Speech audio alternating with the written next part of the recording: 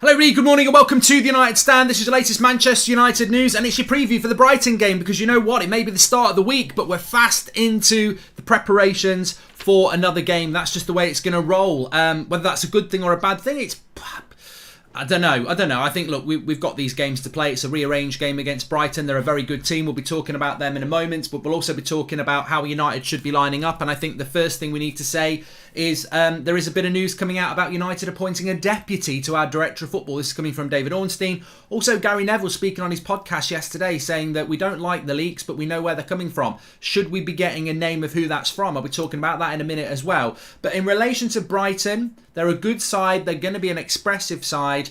And I think that Rangnick has to ring the changes. There are different shades of crap. We all know this, but that doesn't mean you just drop the crappiest player. I think a big statement needs to be put out. I mean, that second half against Middlesbrough, against Burnley, and against Southampton was abysmal. It was abysmal, and these players cannot be forced into having to, just keep playing. Not forced into playing. I just don't think we can have them forced upon us anymore. And yes, Harry Maguire should not be playing for Manchester United, and he shouldn't have been playing for a few games now. And the same with Rashford. But I'd go further than that. I'd change half the team because if you think about that away game against, was it Villa, when we were 2-0 up, it was a breath of fresh air. And I think that's the best we've played under Rangnick was that first half an hour against Aston Villa at Villa Park, who were a good side. When he had Lindelof in the team, I think Telles was at left back, Alanga was in the team. It was a really refreshing United side, and I think Fred played in the midfield. I don't think McTominay played either. So I would go back to that, try and get that team out there as much as you can do against Brighton, because I think the fan base are tired of these same players getting a chance after chance after chance. And look, I'm a massive Ronaldo fan, and that's probably the hardest one for me is would I start Ronaldo? Because look, Cavani didn't play well in the game midweek against Burnley, and he may not even be fit. And there is a question mark about Cavani's commitment when he clearly wants to go. He's going to go in the summer. He wanted to go in January. We think he's fit. And then he goes, I'm not quite fit. So, look, commitment levels of Ronaldo are going to be more than Cavani. And I do agree, I probably would start Ronaldo over Cavani in this game. But I just wanted to get the message across that it's not about favourites here.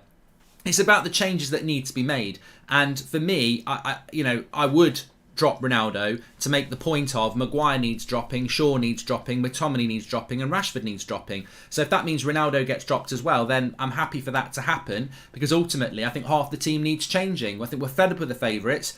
There's a really interesting stat around Fred that when he doesn't play, we have a really bad record in relation to winning, and when he does play, we tend to win. Now that could be coincidental or there could be something in it, but I feel that United have got to make big changes in this game because Brighton are going to be another team like Southampton that want to express themselves.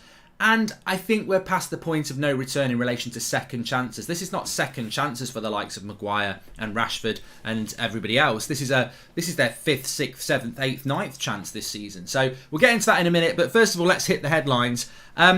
There is, I have got bags under my eyes today. I was watching the Super Bowl at 3 this morning, so obviously I'm going to be quite tired. Really enjoyed it. If you watched the watch along, it was fantastic. But back to work today. We've got Rangnick's press conference at 1:30. We're speaking to Romano today. We've got the 8 o'clock show. Lots to get through and a match tomorrow. So the headline I wanted to start off with, because I want to combine news with the preview, is that, and just a very interesting fact about Brighton as well, they've got the best away record in the league. They've only lost one game away this season, and they've got 19 points on the road. We've got 20 points at home. So Brighton, they draw a lot of games, and I'd probably predict this could be a draw, but they're a very good side, Brighton, and it's going to be very difficult. But the one thing I just want to delve into was on a tweet I saw, I think it was from United Plug, quoting Gary Neville saying that we don't like the dressing room leaks, but we know where they're coming from. To which people have saying that Gary Neville, as a legend of the club, has got a moral obligation to tell us who it is. He's clearly protecting the British players again. If it was a foreign player, he'd let it out there. You might be right. You might be right, but you don't know whether you're right. You know, the leak could be a foreign player. But the reality is Gary Neville or anybody else who knows who the leaks are under an obligation to let it out? And the reality is, no, they're not, because obviously the player or players who are leaking this information are, unprofessional, to put it nicely. But the club know who it is. The club know who it is. If Gary Neville knows who it is, and I know who it is, and most of you know who it is, then the club know who it is. And the club are not doing anything about it. So again, this for me is another failure of the club. If they know who the leaks are, which they do, and Gary Neville does, and most of the media does, and most fans know who the leaks are, the club 100% know. What are the club doing about it? Nothing. The leaks keep happening and they don't do anything about it. They didn't let the players go in January. They've not put them training with the reserves. They've not, and why? Because it's about money. The players that are doing it have a value. There is no moral obligation in Manchester United Football Club. There is a money obligation, and that is it. They know the players are misbehaving. The dressing room at Manchester United is a bloody shambles. It's full of egos and people who are out for themselves, and there's no camaraderie. It's a mess. It's well known that the Man United dressing room is a bloody mess.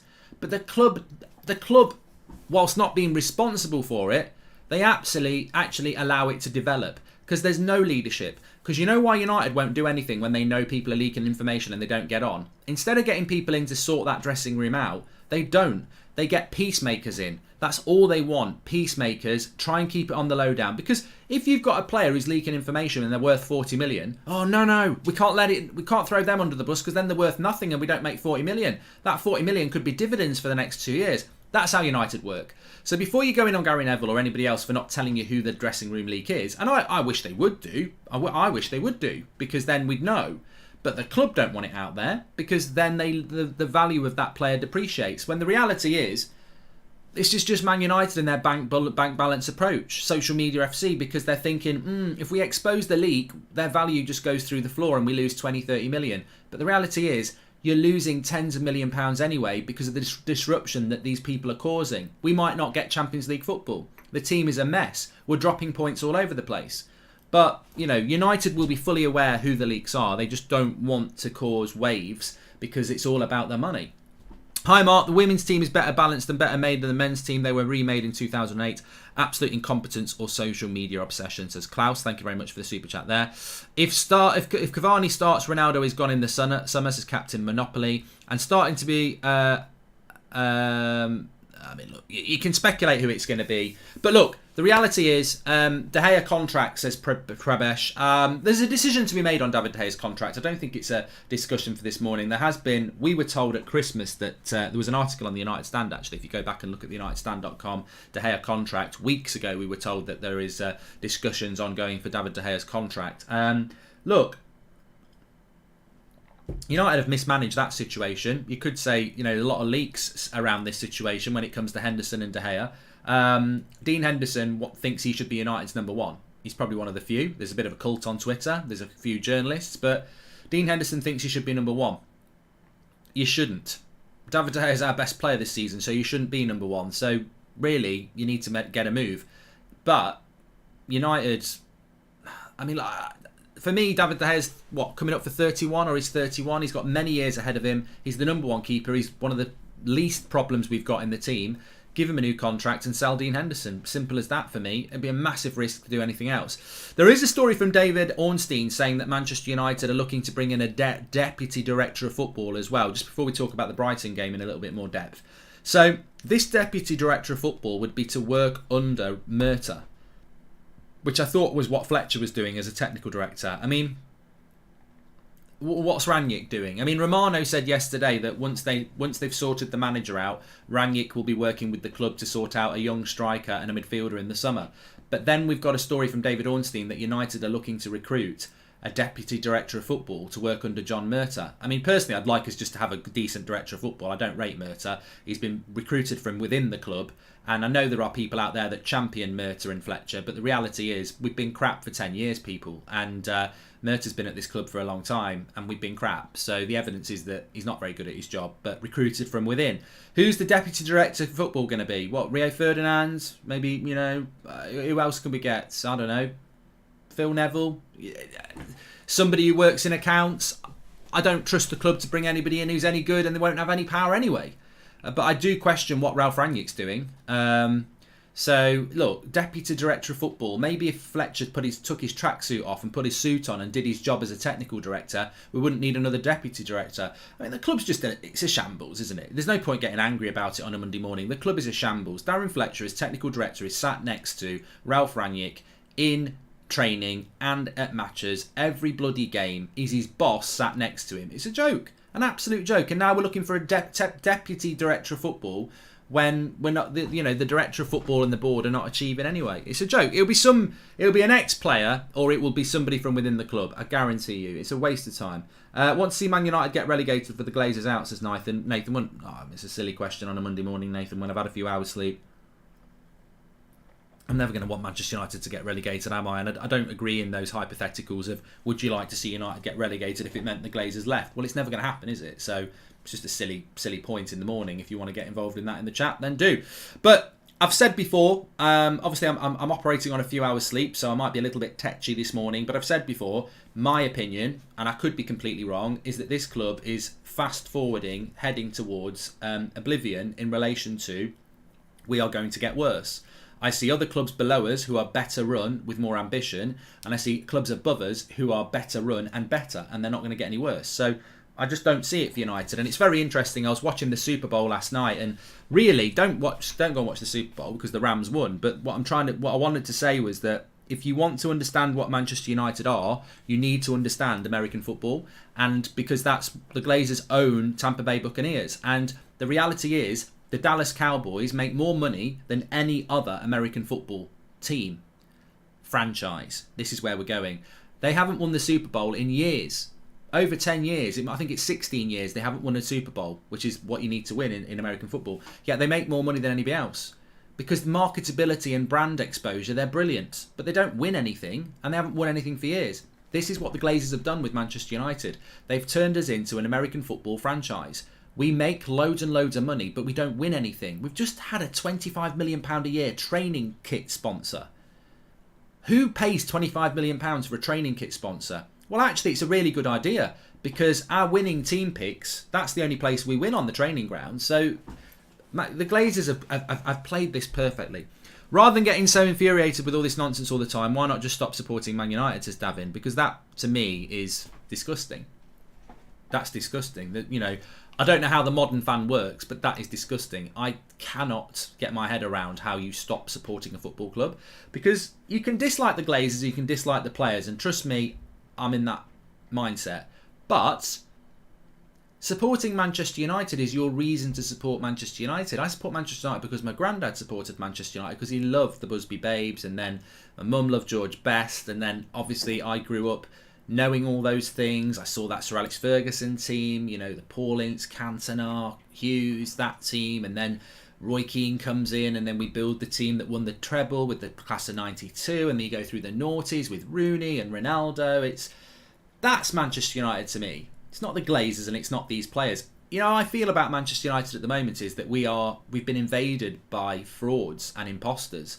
These players are not fit to wear the shirt, and these owners should not own the club. So I will not be turning my back on Manchester United, because that to me is not support. And turning my back on Manchester United is not turning my back on the Glazers or Harry Maguire or anybody else. It's turning my back on the Busby Babes, on Wayne Rooney's era, on Roy Keane, on that team of 94, on Brian Robson, on proper legends of this club. I ain't turning my back on them. They've given me some of the best memories of my life. So I won't be turning my back on them. Apologies, point taken, says Davin. Thank you very much. Anyway, let's talk about Brighton.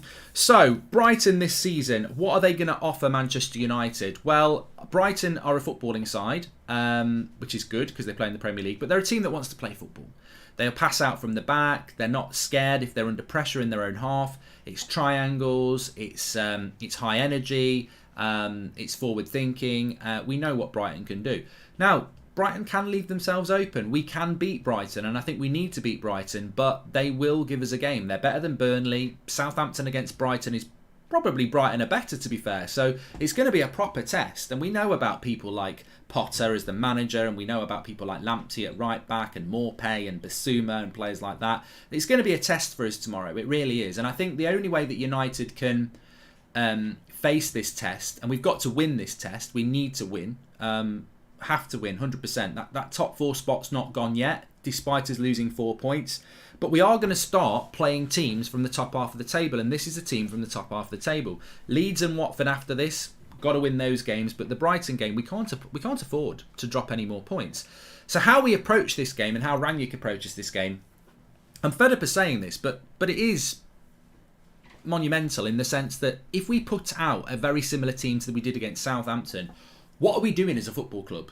And what I mean by that is that we all expected MAGUIRE to start at the weekend. We all expected Ronaldo to start and Rashford to start. Many of us didn't agree with that, but we expected it. At what point does expectation of these decisions marry up with incompetence of the football club? Like, no other club would do this. Harry Maguire should have been dropped 2 games ago.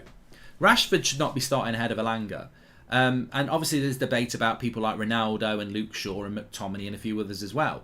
He can't go into this game and pick 90% of the team that started against Southampton at the weekend, when there are viable options who many people think will do a better job. So for me, I would go De Gea, Dalot, Varane, Lindelof and Telles. And the reason I would do that is I think Maguire's been appalling, so Lindelof has to come in.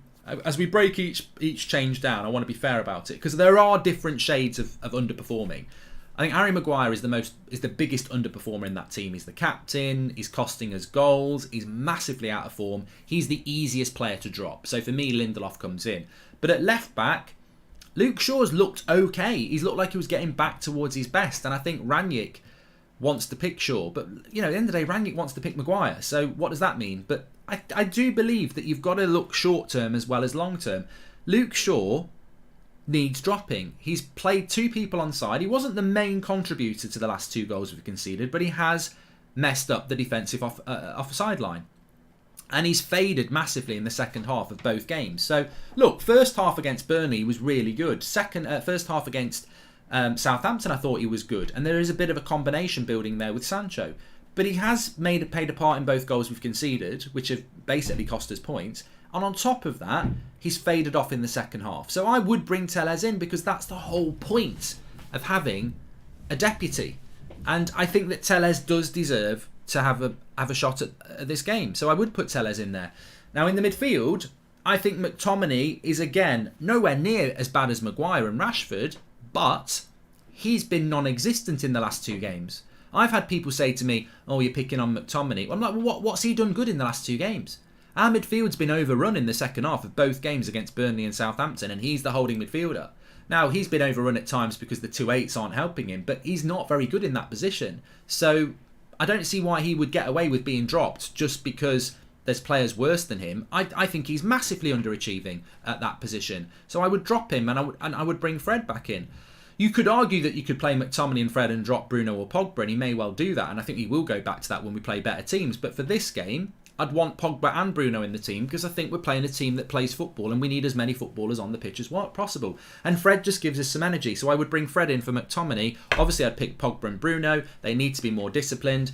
And then in the front 3 positions, well, look, I'd actually switch Sancho to the right-hand side. I know he's worked well with Luke Shaw, but I'd drop Luke Shaw, so that's irrelevant. I also think Sancho and Dalot would work out quite well, and I think Dalot's been unfortunate in the last 2 games that he's had very little defensive support from Rashford, which I think is a tactical thing, because I think Rangnick wants Rashford to almost play as a wide forward for the long ball, which doesn't help Dalot defensively, and look, we conceded down that side. I also think that Sancho will help Dalot defensively, but it also will help Dalot to push forward and get the overlap, which he doesn't get from Rashford. So I'd put Sancho back to the right. I'd put Elanga back on the left, because I think he works better off the left. And then I'd go... Look, I would probably go Ronaldo up front, but I just wanted to show that, for me, it's not about keep your favourites in and drop the people you don't think are good enough. I would drop Ronaldo if it means that Rashford and McTominay and Maguire and Shaw get dropped as well. Because I wouldn't oppose dropping half of the team when you've got ready-made debutants. And you have. You've got Fred in the midfield for McTominay, you've got Lindelof for Maguire, you've got Telles for Shaw, you've got Elanga for Rashford, so you could bring Cavani in for Ronaldo. I personally probably would favour picking Ronaldo, but in the in the spirit of being, let's make wholesale changes. And I do think changing half your team is never a good idea. But I go back to that game against Villa away, where we played so well, and I think that we didn't have one British player on the pitch. And that's nothing about being British. I'm just saying that means there's no McTominay, there's no Maguire, there's no Rashford, and there's no Shaw. And I still think under Rangnick, everyone talks about that first half an hour against Palace, but that was just the bounce of a new manager. I still think that the first half against Villa was brilliant against a good side, and I would go back to that team as quickly as possible. We played better football, we moved the ball quicker, And I think that was helped by the absence of Maguire and McTominay, who just slow the game down. So I would go for Fred, I would go for Lindelof, and I would go for Telles, and I would go for Elanga. Do I think he will do it? No, I don't. I think there's something going on at that football club where the dressing room is a joke, and there is influence in that dressing room. And I think that I personally feel what's happened is that dressing room is so fragmented, which means divided, that they've basically made the decision that we've got to try and get top four. So let's try and get top four with the players that is going to make the dressing room happy. And obviously we know who the big influences are in the dressing room because they're in that team that started at the weekend. And if you drop them people, you create more division. And look what happened in January. You know, Rangnick made a few changes and we had major dressing room leaks. I think the dressing room leaks and problems come when you drop certain players. And at the weekend, those players are playing. So we don't get as many leaks. That's the team he should be going with maybe Ronaldo instead of Cavani. But I guarantee you the leaks will come back because you're dropping the players who do it. So, does Fred complement Pogba better than Scott? Says Matt Hunt. I don't think McTominay works well with Pogba. I've never really seen them play that many games. I don't think McTominay works well with Matic. I think McTominay works well with Fred. Every game I've seen McTominay play well is when Fred plays, which means you've got to drop Pogba or Bruno. I go back to the Sevilla semi-final of the Euros a couple of years ago where we played Fred, Bruno and Pogba. It's one of the best midfield performances I've seen. It shouldn't work, but it could work. And it's just whether Fred's got that discipline that McTominay's got. But, you know, I would make those changes. I don't think he will make the changes, by the way. I'd be very surprised if he... I don't think he's going to drop Maguire. I don't think he's going to drop Rashford. I don't think he's going to drop Ronaldo. I don't think he's going to drop Luke Shaw. And I don't think he's actually going to drop McTominay. I wouldn't be surprised if he dropped a Bruno or a Pogba. But, yeah... I think we need to make wholesale changes. I think we should give Wan-Bissaka a chance, says Mikel Roach. I mean, it's a great point, actually. I have been thinking about Wan-Bissaka a little bit, and I do think at some point he's going to have to be given a second chance, a second opportunity, because, you know, that's the way it is, and, you know, a time out of the team might do him good. I certainly haven't written Wan-Bissaka off. But what I would say in defence of Dalot is that I think Dalot's done reasonably well since he's come into the team. But he is massively hindered by Rashford on the right, and Wan-Bissaka would be as well. You don't get any defensive support, and when you do bomb forward, you don't get passed to. So if you are playing right back for United with Rashford in front of you, you're not getting defensive support, which is going to hurt your defensive game, and you're not getting the ball, which is going to hurt your attack. I've seen Dalot over the last few weeks overlap Rashford a few times in a better position, and Rashford's ignored him to take somebody on or try a cross himself.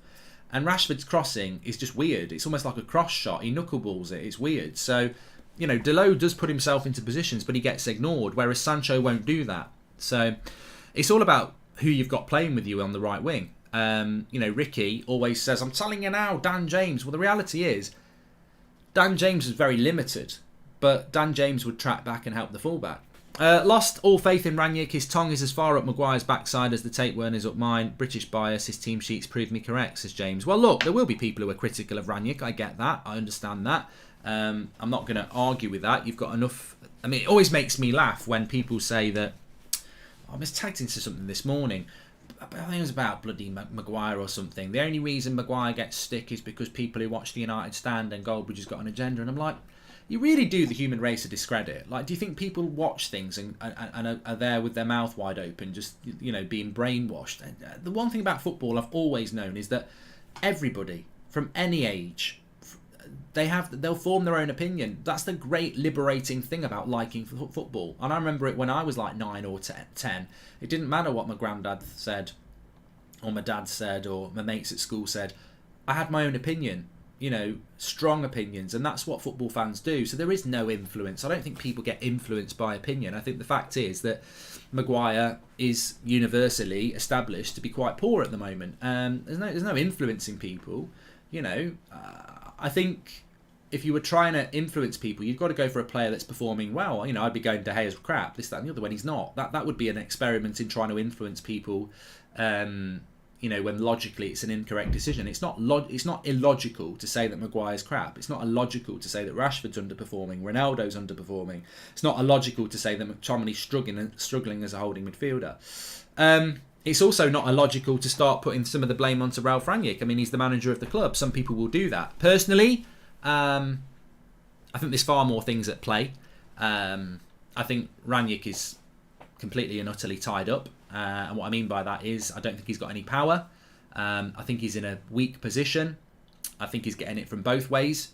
I think he's got the players who are more powerful than him, undermining him. And then I think he's got the board, who are obviously more powerful than him, undermining him. I don't feel he's got any power. The players at Manchester United have got massive power. They're in conversations with directors of footballs, technical directors, board members. That's how much power these players have got. Now, if you listen to... I was watching Wayne Rooney's documentary. If you listen to a Gary Neville or a Rio Ferdinand or a Paul Ince, when we've got him on the show, you ask them that question about... I mean, Gary Neville says on the Wayne Rooney documentary that, you know, there's only so many players that could go into Sir Alex Ferguson and say, are you going to buy any players then? Because they would kick you out. He would kick you out the office and tell you to piss off. And he said, you know, there's only people like Rooney, Roy Keane, Cantona, Brian Robson who would do that because they've got that personality where they're obsessed with winning and they want to know what the team's doing. But he said, you know, I or Bex or someone else wouldn't do it because we know Sir Alex Ferguson would go mad at us. That is a glimpse as to what a successful team is. So you've got senior players like Gary Neville and David Beckham who wouldn't dare go into the manager and question him on anything, whether it's like, oh, I just wonder what are you thinking about buying in the summer. So, you know, when we were really successful, we've got legends of our club with anecdotes that they would never question the manager because he'd absolutely rip their heads off. We're now very unsuccessful and we've got players who aren't good enough to wear the shirt, who undermine the manager in the press but go over his head to speak to director of footballs and board members. We've empowered players that should never be wearing the shirt. Yet when we had players that were fit to the shirt, they had no power to go above the manager because they didn't dare speak to the manager. It's respect, it's leadership, and it's how a football club should be won. Do you think Kevin De Bruyne goes, screw Pep, I'm going to go and speak to the Sheikh Mansour about what we should be doing because Pep's getting on my tits? Do you think Mo Salah does it above Jurgen Klopp? No. This is not hard things, is it? The blueprint to success is very, very simple in football. You score goals. You get the ball in the opposition net and you try not to let them get scoring yours. But also in the way a football club is run, you must have a chain of command, you must have competence and you must have respect. These United players make the club.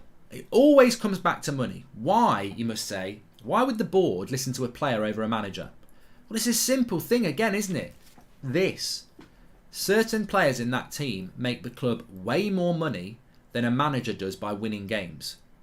Look at their social media influence. Some of them have got millions of followers. That's worth millions of pounds in brands exposure. Man United is a franchise. It's about money. If I'm a Man United player, right, and I've got 10 million followers on Twitter, and I go to the board and I say, I'm not happy with this coach. You know, the results aren't good. He's playing me out of position, and I don't like the training. I shouldn't even get a meeting with them. But at United you will. They'll even listen to you. Why? Because I am more valuable to that club than the manager. You've got to start getting your head in the game. Yesterday, I tweeted it out. These journalists and other people who are basically voices for the club, I'm reading stuff yesterday and over the last few days about if you compare our points tally to a couple of years ago or this, I was also getting lost in the matrix. I'm like, what are you talking about? Why aren't you talking about the real issues? Because you won't get in a press conference, because you won't get an interview, you won't get a leaked bit of information, but it's always positive leaked. Look at the football club. The dressing room is a farce. The results are a farce, because the way we run the club is a farce. They are listening to players who are going above managers, above technical directors. They're listening to them because it's a business. And when you've got a footballer who's making you way more money than the manager, and they're going above the manager, it's not a hard leap for them to go to the manager and say, why aren't you picking that player? And that's what I think's happening. I think we've got players that are so powerful in that team, they're almost running the club from board level because they're going to the board and the board's going to the manager and saying, you know, I think we need them in the team. We're a franchise. We're a theme park. We're not a football club. We're not serious. And that's why that team will be nowhere near the starting team that we go. Because that team is the team a manager who wants to win football games does. I don't think Rangnick's got the authority to do it. I really don't. And if you don't understand that, then you need to listen to what I've just said there. We've got players going above the manager's head, speaking to powerful people in the club, and that's been going on for years. It happened with Mourinho. Mourinho was rightly sacked, but he had players going above his head to get him the sack, and Woodward was listening to them. So this is the problem at United. And, listen to the interviews of the players from the past. You wouldn't dare go above the manager's head. But now, it's par for the course. Can Delot play in other positions? Well, he can probably play as a right winger, but he's a right back. Only have so many followers because they play for us, says Frank. Exactly. It's a vicious circle, but, it's not a very nice one. What do I think about the game itself? Well, look, Brighton, as I said, they've if Brighton beat us and win their game in hand, they're 1 point behind us in the league. So we can't allow that to happen. I think at the minimum we'll get a draw, but at some point we've got to win. And what I say is I'm not predicting a win. I don't want to be associated with the jinx, but at some point we've got to win because in our last 3 league games, we've only scored 1 goal in each game against West Ham. And look, we only beat West Ham because we went for it. He went for it and we won. He went for it against Burnley and we drew. He went for it at the end against Southampton and we drew. So that's what happens when you go for it. We all love it when you take a defender off and bring an attacker on, but it's gung-ho football. And it worked against West Ham. It didn't work against Burnley and Southampton. One thing Man United are, by definition, is infuriatingly inconsistent. And the whole point of inconsistency is it's like an up and down, isn't it? So we've had a lot of downs recently. I expect we're going to win a couple of games. That's the theory of inconsistency. So, I think with United, when you expect us to lose is probably when we're going to win, and when you think we should be winning is probably when we're not going to win. But we are overdue a good win, and we are capable of a good win. We're not completely incompetent. We are capable of it. We've got very good players. So I'm not going to predict a win against Brighton, but it wouldn't surprise me if we did win and we won comfortably. Maybe we win 2 or 3-0 and then we go and draw against Leeds. But Brighton are very good. As I say, they've drawn a massive amount of games. If Brighton had just drawn 3 less games, they'd be above us. They've had a fantastic season. They've only lost 1 away game all season, and we're in February. So you've got to respect Brighton. They don't keep a lot of clean sheets, but they do have a very good away record. They do draw a lot. I think Potter's a fantastic coach and should be doing better in relation to his CV, but that's his issue. So I always think, I remember saying this about Burnley a few weeks ago, they don't concede many goals. I don't think there'll be many goals in the game, and then we ended up with 4 goals in the game. So I think there could be some goals in the game tomorrow. I think, take your pick. The logical result for me is a draw, but I just have a feeling United might win it. It'd be really cool if you created a plan CEO style and presented it in a video from board level to press operations to transfer strategy, says SG. I wouldn't need to prepare a video, mate. I wouldn't need to prepare a video. I think the best way to solve Manchester United's issues is for the Glazers to go. But, as I've said many times before, if the transfer budget for the summer is £150 million, I'm buying 4 players. I'm utilising my scouting network. I'm utilising Rangnick. I'm not spending £80 million on Declan Rice, and I'm not spending £100 million on Harry Kane. If I've got £150 million, I'm not buying social media influencers. I'm not asked about whether they're England internationals and how many Twitter followers they've got. Harry Kane's got Twitter followers. Declan Rice has got Twitter followers. They're good players, but they're expensive, and we've done this before. We need 4 players. We need a centre-back. I'm looking for a centre-back that's, like Gabriel at Arsenal. Somebody who's, Kanate from Leipzig. I don't want to spend 70 million. I want someone who's about 30 million. I want a midfielder to come into the club like an Ndidi or someone like that, like Leicester do, where you're not spending 80 million, you're spending 40 million. I need another winger. I do need another winger. And I need another midfielder, and maybe a Tillemans or someone like that with 1 year left on his contract. So if I'm in charge of this club and I'm director of football, if I've got 140 million, I'm buying 4 players, and my scouts are going to work. I couldn't give a shit about social media. I'm not interested in followers. We need 4 quality players to come into this club, and this is why I was excited about Rangnick. But for a fact, United are sat there going, fans are getting restless. Fans are getting restless. Who's the next social media influencer we can sign? The sidemen need to be careful. We'll be signing a couple of them soon. But, in fact, you know what? KSI, he's done FIFA, he's done singing. If he's got any footballing ability, United would be all over him. But I think that yeah, we need to start acting like a football club. We need a striker, yeah. We need a striker. I mean, it's a great point. Fabrizio Romano was saying yesterday that Man United will be going for a young striker. Who's the young striker we're going to go for? Because they've mentioned, again, they want a young striker who can play in the Premier League straight away. Well, that means, for me, we're looking for a Premier League striker. And this obsession with... It's so stupid. You know, I'm not going to get upset this morning. I'm not. But Manchester United's obsession with Premier League ready means nothing. Kevin De Bruyne wasn't Premier League ready. Mo Salah wasn't Premier League ready. Look at the players Chelsea have brought in that weren't Premier League ready, that have done well. Like, Premier League ready is almost... It's almost elitist British twattism, because it's like living in the 80s. Oh, we're not having foreign. Oh, I'm having fish and chips. You know, like, this Premier League proven bollocks. It's like, oh, the Premier League's the golden circle. It's the best league in the world. Well, it is the best league in the world, but it's not a huge step up for good players. We've got countless players that have come into this club, into this league, and performed straight away.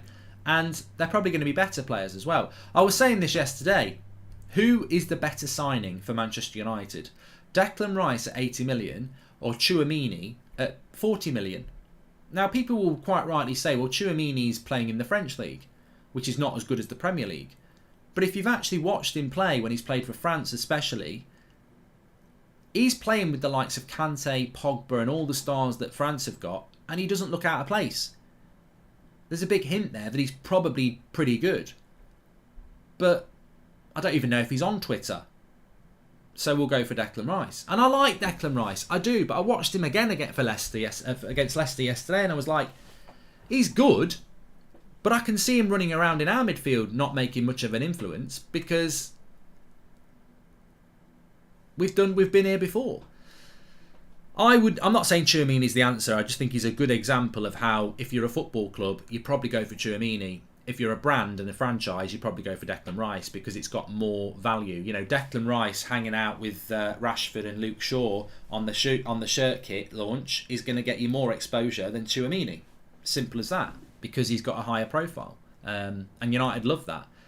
It's depressing what we've become, but the dressing room unrest is on the board.